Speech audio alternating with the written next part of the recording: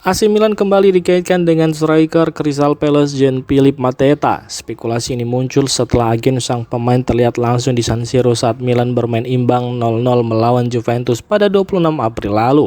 Kehadiran agen tersebut memicu dugaan bahwa negosiasi bisa dibuka lagi pada bursa transfer musim panas. Milan sendiri masih mencari striker utama yang sesuai dengan kebutuhan pelatih Massimiliano Allegri. Diketahui jika sebelumnya Milan sebenarnya sudah hampir mendapatkan Mateta. Pada akhir Januari kedua klub disebut telah sepakat di angka sekitar 30 juta euro. Namun transfer batal di saat-saat terakhir setelah ditemukan masalah dalam tes medis. Diketahui Mateta sempat bermain dengan kondisi lutut bengkak. Ia memilih tidak menjalani operasi agar tetap bisa menjaga kebugaran dan berpeluang tampil di Piala Dunia 2026. Setelah sempat absen sekitar 6 pekan untuk pemulihan, performa Mateta kini mulai kembali. Dalam 9 pertandingan terakhir di semua kompetisi, ia berhasil mencetak 3 gol dan 1 assist, menunjukkan kondisinya sudah jauh lebih baik. Menariknya, Milan berpeluang mendapatkan harga lebih murah jika mencoba lagi musim panas ini. Pasalnya, kontrak sang striker asal Prancis berusia 28 tahun tersebut di Crystal Palace hanya tersisa 1 tahun lagi.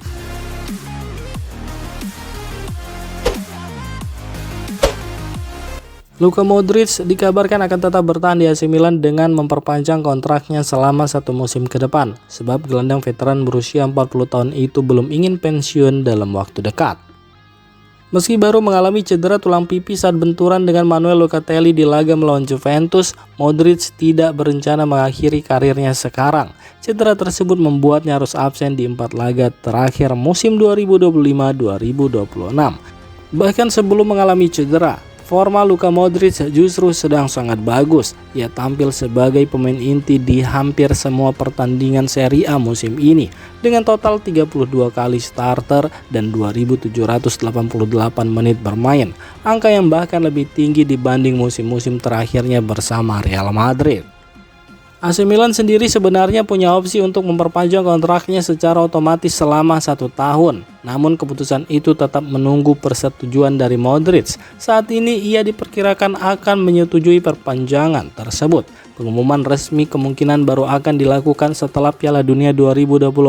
Selain itu, peluang bermain di Liga Champions juga menjadi salah satu alasan Modric ingin tetap bertahan. Yang menarik, Luka Modric disebut punya rencana khusus untuk akhir karirnya. Ia ingin mengumumkan pensiun secara resmi di stadion ikonik San Siro, menutup perjalanan panjangnya di dunia sepak bola di panggung besar sepak bola Eropa.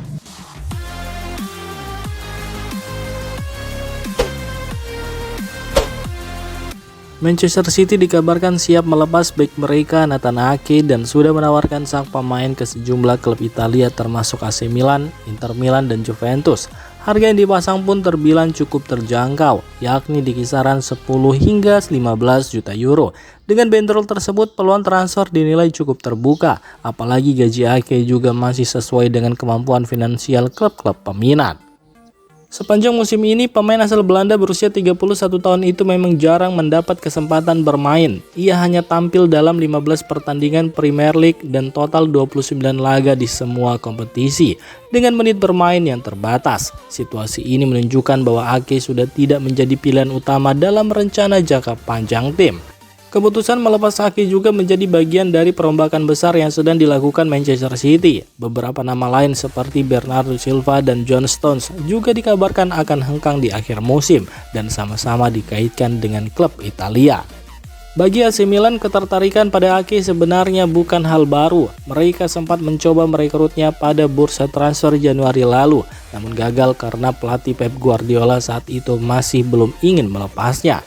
Namun saat ini, Milan masih memprioritaskan bek Lazio Mario Gila sebagai target utama. Meski begitu, nama Ake tetap masuk daftar pertimbangan karena pengalaman dan kualitas yang dimilikinya. Berita terbaru mengabarkan jika AC Milan serius mempertimbangkan untuk mendatangkan Robert Lewandowski pada musim depan. Ketertarikan ini bukan hanya soal kualitas di lapangan, tapi juga potensi bisnis yang besar. Pemilik klub Gary Cardinale melihat Lewandowski sebagai sosok yang bisa menarik sponsor dan meningkatkan nilai komersial klub. Popularitasnya, terutama di Polandia yang punya banyak fans Milan, dianggap bisa memberikan dampak besar secara finansial. Meski begitu, ada satu kendala utama, yakni masalah gaji. Lewandowski dikenal memiliki bayaran tinggi, namun situasi ini diyakini masih bisa dinegosiasikan jika kedua pihak menemukan kesepakatan yang cocok. Di sisi lain, Milan juga mempertimbangkan beberapa nama lain untuk posisi striker. Dusan Vlahovic sebenarnya menjadi favorit pelatih Massimiliano Allegri, namun tuntutan gaji dan prioritas sang pemain ke Juventus membuat transfer ini sulit terwujud. Untuk nama Mosikin, peluangnya juga belum terbuka lebar. Negosiasi dengan Fiorentina dinilai tidak mudah, ditambah kondisi cedera yang masih jadi pertimbangan.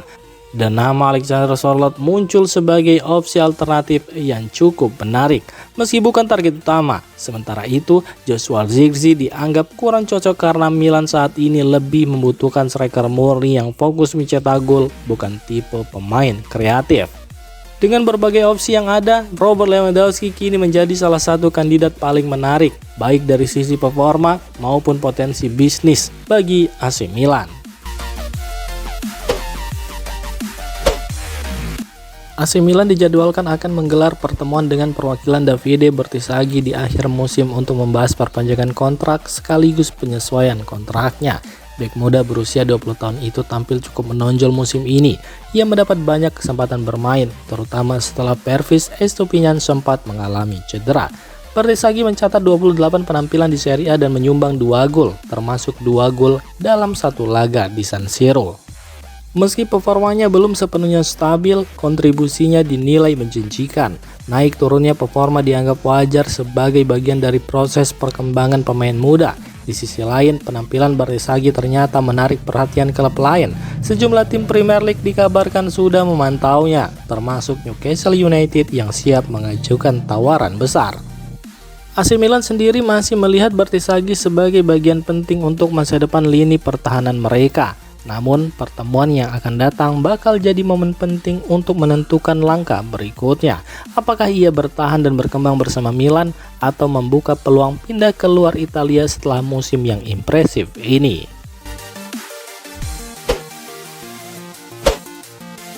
AC Milan dikabarkan masukkan nama Frank Zambo Anguissa sebagai target untuk memperkuat lini tengah musim 2026-2027.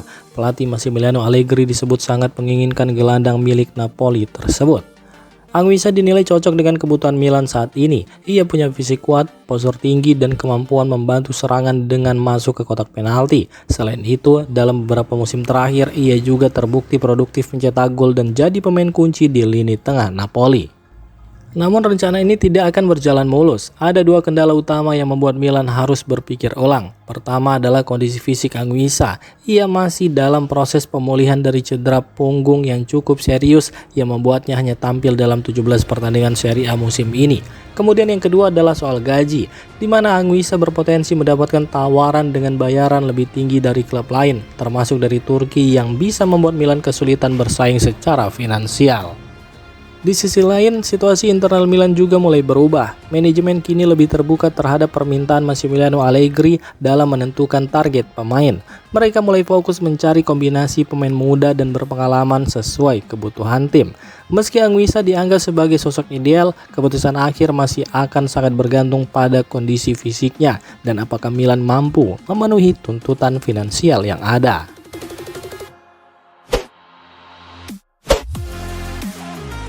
Demikian informasi dunia sepak bola terupdate hari ini. Untuk kamu yang gak mau ketinggalan seputar informasi sepak bola Eropa, silahkan like, subscribe, dan share video ini. Terima kasih.